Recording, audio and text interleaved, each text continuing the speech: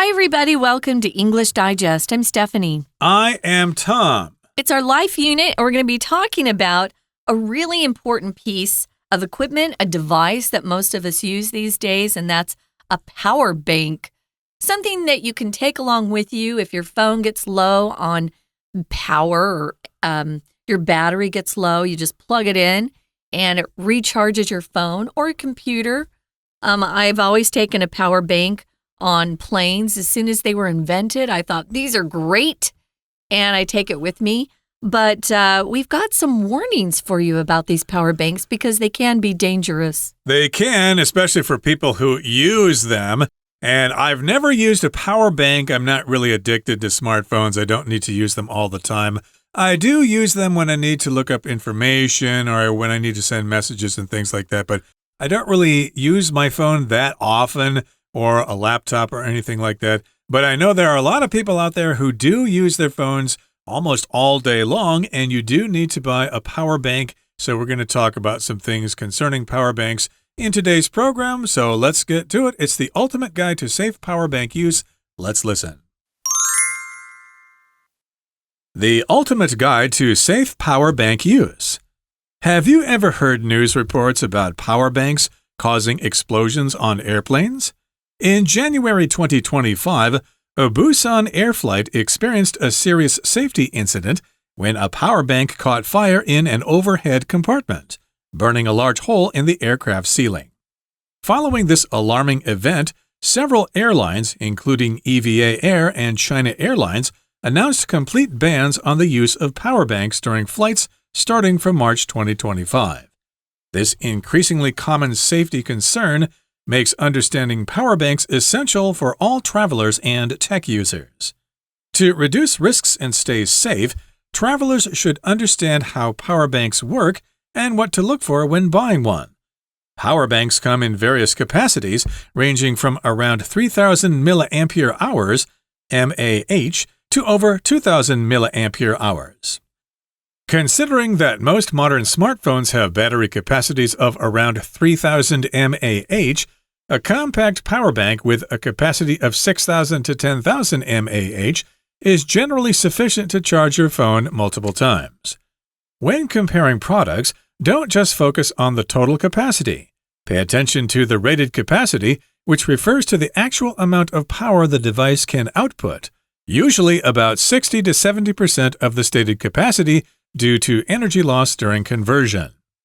Be cautious of power banks that claim an enormous capacity but are suspiciously small or cheap, as they might be unsafe or falsely labeled.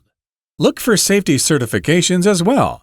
In Taiwan, a BSMI certification ensures that a power bank has passed strict safety inspections.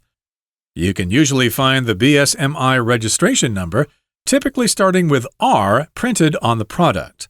Also, check the manufacturing date, as power banks gradually lose their storage capacity over time, even when not in use. It's best to avoid outdated items. Okay, welcome back, everybody. Again, it's the ultimate guide to safe power bank use. Okay, so here it's a guide for power bank use, and it's not only just a guide, but it's the ultimate guide. Ultimate just means the highest. You can't go any higher than that. You can't get any more than that. The ultimate guide, the best guide to safe power bank use. We've got all the information for you right here, although there might be more information out there somewhere, but we've done the best we can. Okay, so it's the ultimate guide, meaning the best.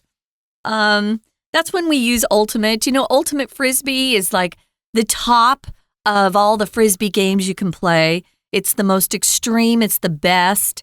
So the ultimate guide to safe power bank use. Hopefully, this is a really good guide for all of you out there. I learned a couple things when I was preparing this, so it's good. Have you ever heard news reports about power banks causing explosions on airplanes? Okay, so take a look at this sentence. We've got an explosion, a really violent, loud bang that usually happens. It's a release of energy, and usually with an explosion, things are blown apart. We have explosions when we have gas tank accidents, which are really sad. but it builds up pressure, and then explodes, and people can be hurt. You don't want anything exploding, though, while you're on an airplane in the air. Yeah, explosion is the noun, and the verb is to explode, and don't use that to talk about a volcano. A volcano erupts, okay, a volcanic eruption. It's slightly different, but here we've got explosions, like with bombs and things like that. And have you ever heard about this? Those power banks exploding on airplanes and causing problems. Well, let's give you an example. Earlier this year, in January of 2025, a Busan air flight experienced a serious safety incident when a power bank caught fire in an overhead compartment, burning a large hole in the aircraft's ceiling. I did not hear about this. With the word Busan there, I can assume that this is a Korean airline, and this happened back in January. There was a serious safety incident, okay, something that caused trouble, and people's lives could have been in trouble. A power bank caught fire in an overhead compartment, okay? To catch fire is not really like exploding. I suppose it was a small explosion, and then this power bank started burning, so it caught fire. A fire started on this power bank, and it occurred in an overhead compartment. If you're on the plane, of course, you might put your carry-on luggage in the overhead bin or the overhead compartment. And, of course, people kind of fight for those sometimes because there really isn't that much space up there. I usually don't bring a carry-on with me. I try to travel as light as possible, so it's not really a problem with me. Yeah, people fight over that space in the overhead bin. bin is how we spell that. You'll hear it used both ways, bin or compartment. A compartment is just a section or a small space for storing things. I've got some shelves in front of me when I sit at my desk, and there are some different compartments that I can put different items in different places. So this is pretty bad. If it catches fire, it starts burning. So something ignited. And it looks like nobody was really paying attention. Usually you can smell when a fire starts. I'm very sensitive to smell. I've been in 2 fires now in my life, and I'm very sensitive to the smell of smoke or electrical wires starting to smoke, and there's a distinctive smell to them. So I probably would have been there putting that fire out a lot sooner, and it wouldn't have hurt the aircraft's ceiling, but that can be a scary thing. Following this alarming event, it was scary, so we say it's alarming.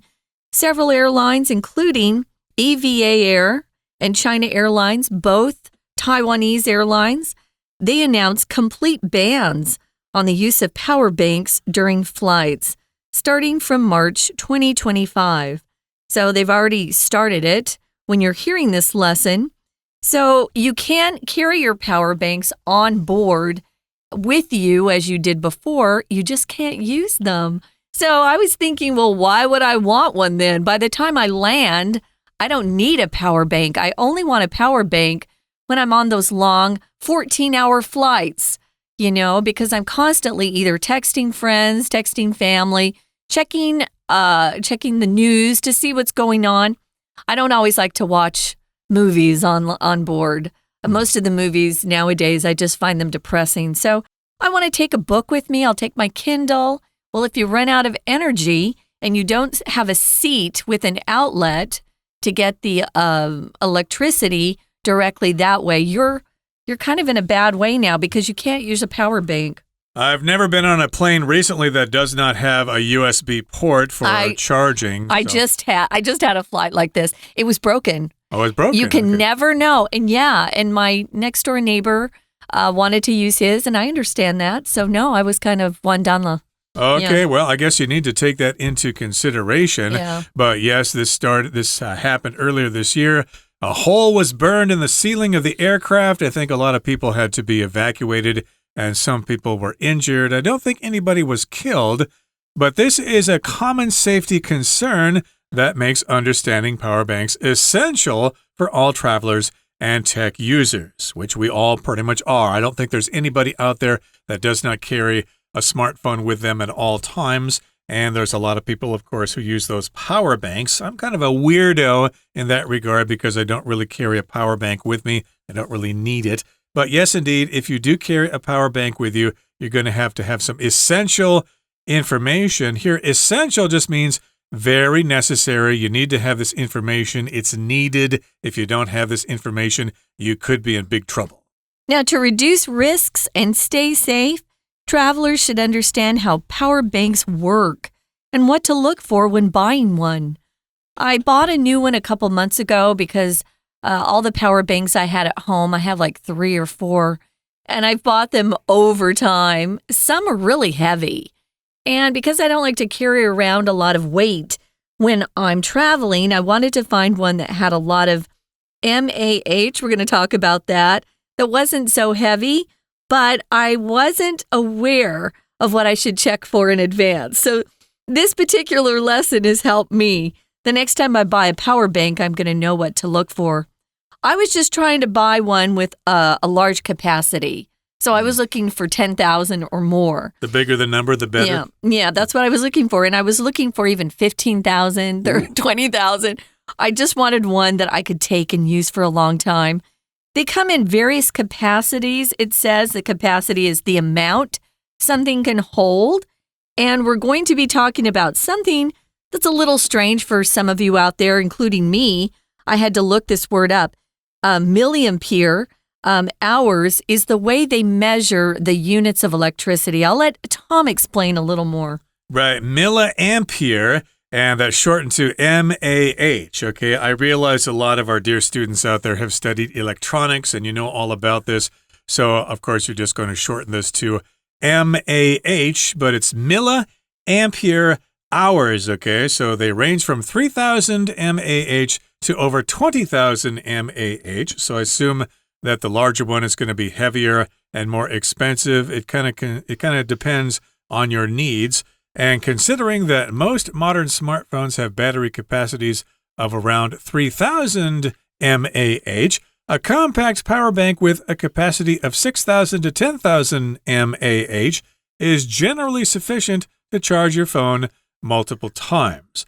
Okay, so if something is small and easy to carry, it's compact, okay? In the old days, of course, when gasoline was kind of hard to buy during the Arab oil embargo of the 1970s, people bought compact cars, very small cars like the Honda Civic or whatever. They were very small. But here we're talking about a compact power bank.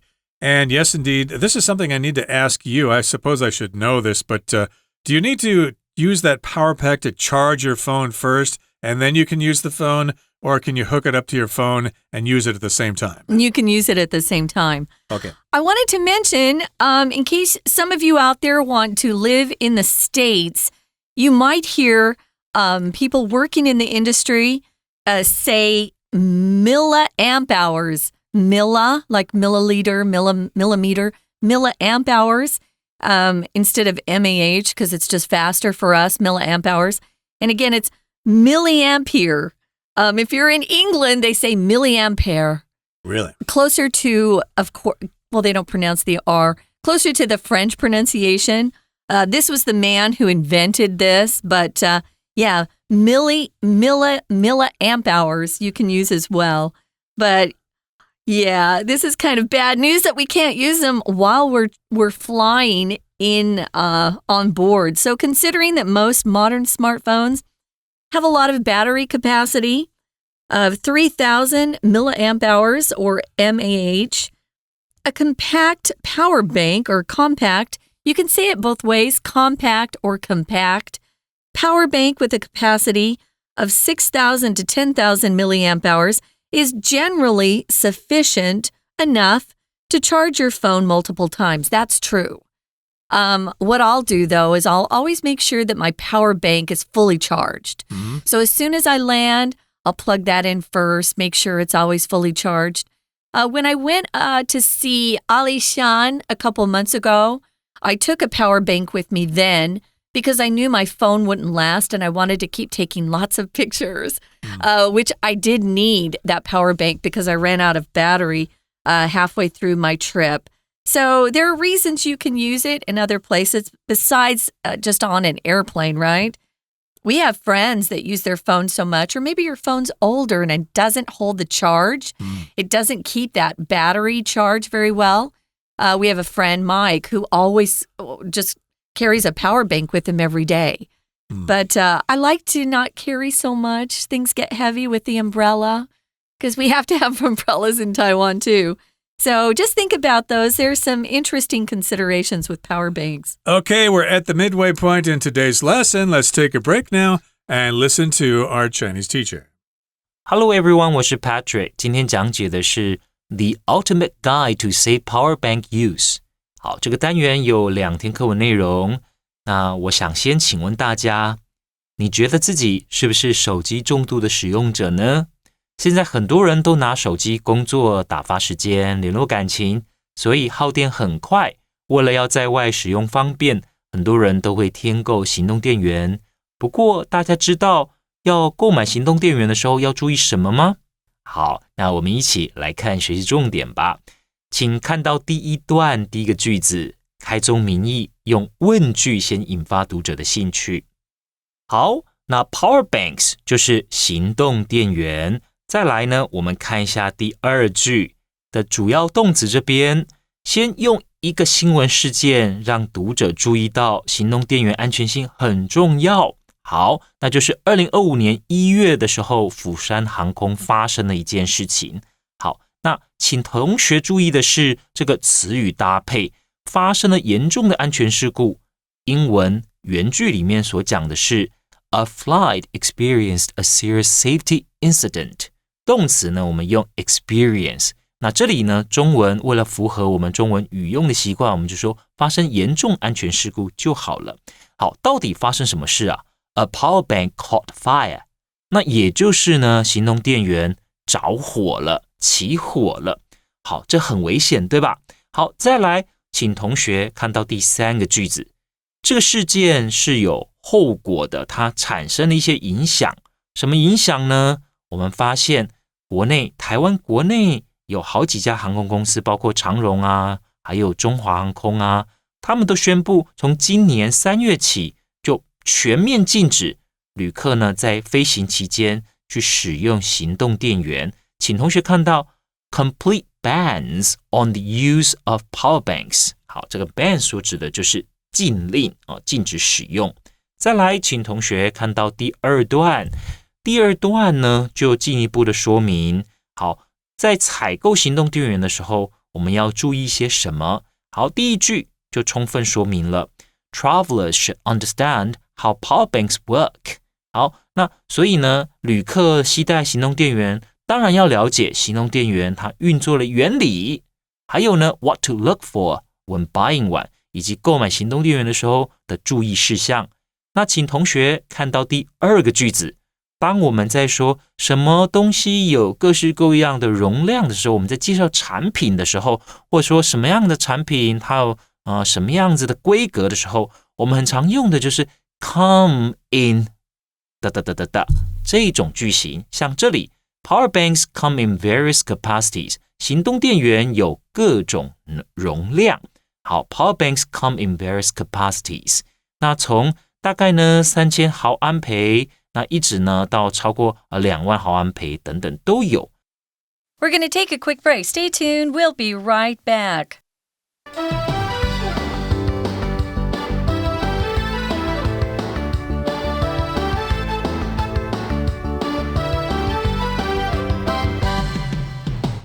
Welcome back, guys. It's our life unit, and we're learning a bit more about power banks today. I bet a lot of our listeners know a lot about power banks already.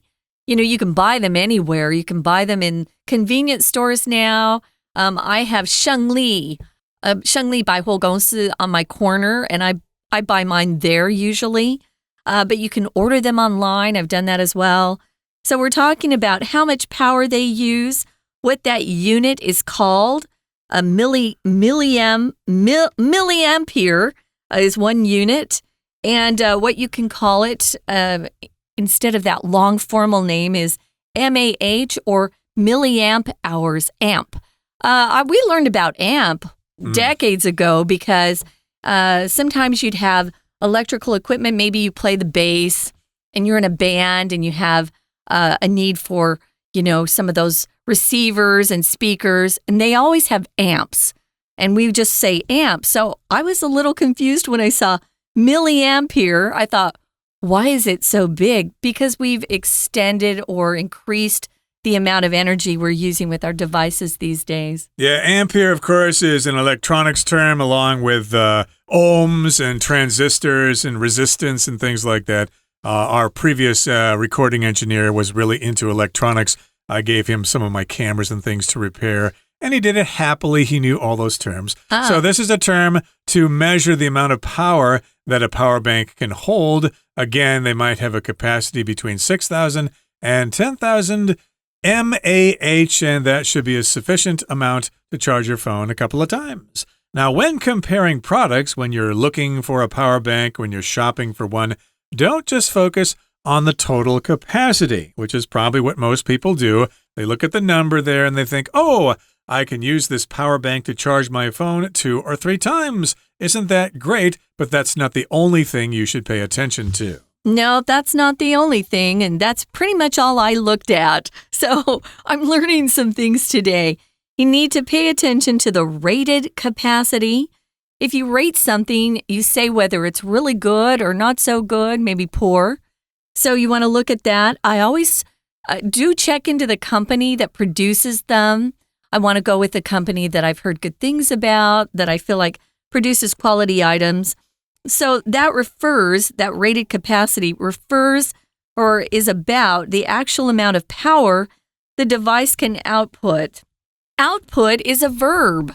Usually we think of output as a noun, but here it's a verb. It just means to produce or send out something, to generate something is another way to say this. How much power it can generate. And it's usually about 60 to 70% of the stated capacity due to energy loss during conversion. So all of these things are important. Conversion just means changing from one form to another.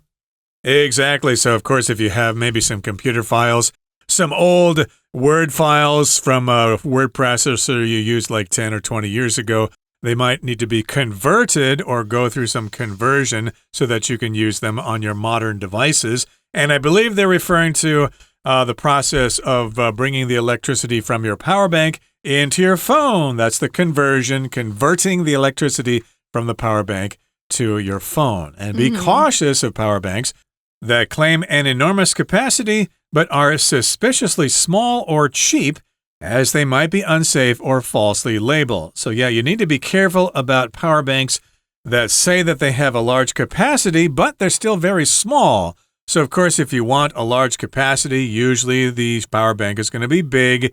And if it's small, it's not going to have so much energy inside it. So you need to be cautious. You need to be suspicious. You need to be careful about these power banks that have a lot of capacity, or at least they claim this, but they're still suspiciously small. So here we've got the word suspiciously, and that's an adverb from the adjective suspicious. That means, well, you're not quite sure if something is the case. You want to question it. You might be suspicious of something. Somebody said something to you, but you don't really believe them, so you're kind of suspicious. I don't believe you told me the truth there. And here, of course, we're using this as an adverb. They are suspiciously small. They're too small to be true. Yeah, suspiciously could be doubtedly, untrustworthily. These are adverbs. You need to be suspicious. You don't really want to trust. Immediately look into things as much as you can so that you're not taken advantage of. You might look for safety certifications as well. This is a good piece of advice. A certification is just official proof that something meets standards in that industry. Taiwan is very, very careful about industry standards. They like to make sure that they meet or surpass all of the industry standards because they think quality is important, which it is. In Taiwan, a BSMI certification ensures that a power bank has passed strict safety inspections. So you can feel good if you buy a product that has that particular BSMI stamp on it. It tells you that, oh, this was looked at and you can trust it. So that's good news. Indeed. I know what BSMI stands for, but I just don't feel like explaining it to you right now. It'll just make this lesson more difficult than it needs to be. But yes, you need to look for that BSMI certification to make sure that the power bank is safe to use and to also know that it's passed those strict safety inspections. And you can usually find the BSMI registration number, typically starting with R printed on the product. Okay, so we've got this registration number. To register just means to sign up for something. In this particular case, it's just kind of the serial number or the registration number that these products will always have. And it usually starts with the letter R, and that means it has BSMI certification, or it probably will. That's good to know because I wouldn't have known that if they didn't explain. I would have been looking for BSMI, but you're looking for the registration number that starts with R, and that means that it passed those strict safety inspections. Also, you need to check the manufacturing date when it was made. As power banks gradually lose their storage capacity over time, even when not in use, I discovered this was true. With an iPod I had bought an extra one and I was keeping it in storage, for when the current one I was using broke or died. And I pulled it out the other day and the battery is completely dead. Oh, no. And I can't recharge it either. So what a waste of money. Be careful with that. Remember that they lose their power or their storage capacity. You just can't recharge it like you did when you first bought it over time, especially when you don't use it. It's best to avoid outdated items. If something is outdated, it's old, it's no longer useful. Maybe some of your clothes are outdated, or you could say they're out of fashion. We use that actually a little bit more. But some people, including myself, have some technical pieces of equipment, some devices at home that are kind of outdated. I should probably upgrade them. But if they still work, I like to use them. You did mention the iPod, which I think is very outdated. That was very popular in the 2000s or so. But they don't use them anymore. They don't make them anymore. Yeah, I was suspicious of that because everybody can put all those songs on their phone. Yeah, but I don't like to exercise with a heavy phone. That iPod was so tiny that it made it really convenient.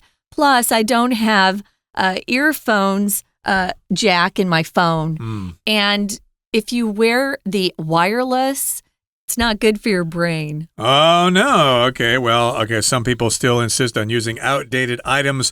Like me, I think I still use my actual tape recorder from the 1990s. It actually uses cassette tapes to record sounds. I just think it's more reliable than using the recording function on my phone. Okay, that brings us to the end of our explanation for today. Here comes our Chinese teacher. 好，那我们接着看第三段。第三段的时候，就很清楚的告诉我们的读者，购买行动电源要注意的是什么。好，在比较产品的时候 ，when comparing products， 好，不要只关注总容量，总容量就是 total capacity。好，那这里呢讲到容量 capacity 有两种，下面的课文可以看得到，有 rated capacity。还有 stated capacity， 也就是我们讲核定容量，还有标示容量。那到底什么是核定，什么是标示？课文都有解释哦。好，那这里 rated capacity 后面是不是有一个逗点？那有一个关系子句啊，这算是就是在附带说明，它不是用来区别是哪一种核定容量的，是在附带说明核定容量到底是什么。核定容量所指的呢，就是这个行动电源它实际输出的电量。好，那有别于后面的 stated capacity。stated capacity 呢，就是标示容量。那核定容量通常呢，都只有呢标示容量的 60% 到 70% 而已。再来，请看到第三个句子 ，be cautious of power banks。那要特别小心一些行动电源 ，be cautious of。这里呢，其实就等于同学或许学过了 ，beware of，beware of， 就 B-E-W-A-R-E。好 ，beware of， 那也是一样，要特别小心后面这样东西。哪一类的行动电源要很小心啊？就是有一些行动电源，它会说，广告会讲我们的容量很大，而且呢体积很小，小是很好，不过如果呢小到让你起疑，或者呢便宜到让你觉得会不会有问题呀，就要提高警觉了。好，为什么？因为呢 as they might be unsafe or falsely labeled， 那因为有可能会不安全或标示不实。那老师要提醒同学，我们在看文章的时候，看到这种原因的时候，都要特别注意，因果关系很重要啊。好，因为呢有可能不安全嘛，标示如果呢就是标示不实，就代表制造商并不是很诚实，制作过程可能也不严谨。好，那请同学呢看到 suspiciously 这个字，这里的 suspiciously small or cheap， 那这个 suspicious 是形容词，加上 ly 是副词，因为后面要修饰 small 还有 cheap， 所以加上 ly 嘛。那它所表示的呢，其实就是体积过小或者价格过于便宜，很可疑，起人疑窦的意思。好，那再来我们看到第4段，还有其他更多购买时要注意的，就是要找到安全认证。那在台湾的话，我们的经济部标准检验局 BSMI 是有做认证的。那请看到第3个句子，在产品上我们可以看得到 BSMI registration number， 那就是 BSMI 标准局的登记证号，通常都是 R 开头的。好，那再来请看到第4个句子，前面的时候老师才跟大家讲，我们要特别注意因果关系的句子。那这里是不是也有告诉我们，因为行动电源呢随着时间会慢慢的呢减少它的电容量，那因此我们要去检查制造日期。好，所以第4段也讲到，我们买产品的时候，买行动电源的时候要注意他们的制造日期。好，以上就是我们针对行动电源这篇课文第1天内容所做的中文讲解。See you next time. All right, everybody, that brings us to the end of our lesson for today, but please join us again next time because we're going to continue talking about safe power bank use. It's very important in these modern days we're living. From all of us here at English Digest, I'm Tom. I'm Stephanie. Goodbye. Bye.